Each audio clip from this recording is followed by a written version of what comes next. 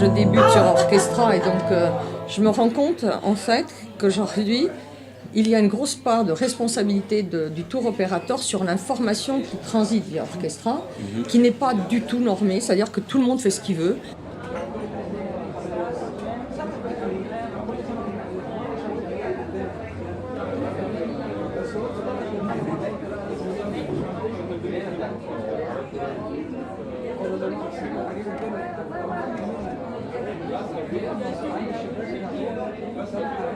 Mais c'est vrai que moi j'ai posé une question, j'ai dit je ne comprends pas. Il ne peut pas y avoir des pictos sur une fiche pour expliquer ce qu'on peut y trouver pour que ça fasse. Eh bien non.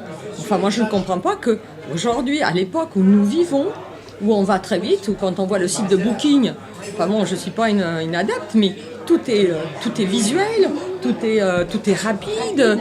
Je sais pas, moi j'ai envoyé une présentation, je dis est-ce qu'on pourrait faire une présentation sur Orchestra qui s'adapte au goût du jour. Alors bon, je suis une agence indépendante, j'ai cru à un moment donné qu'ils me prenaient pour une extraterrestre. Je dis pour moi, il faut faire rêver le client.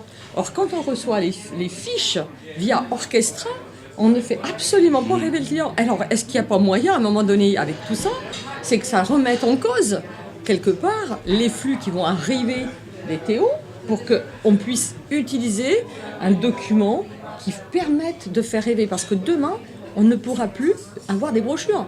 Dans l'état actuel des choses, ça ne sera plus possible. Donc il va falloir que les TO s'adaptent à la nouvelle norme. C'est eux qui devront s'adapter. Parce que nous, c'est pas du tout une critique, Jérôme, mais c'est un constat de vie. De tout. Sinon.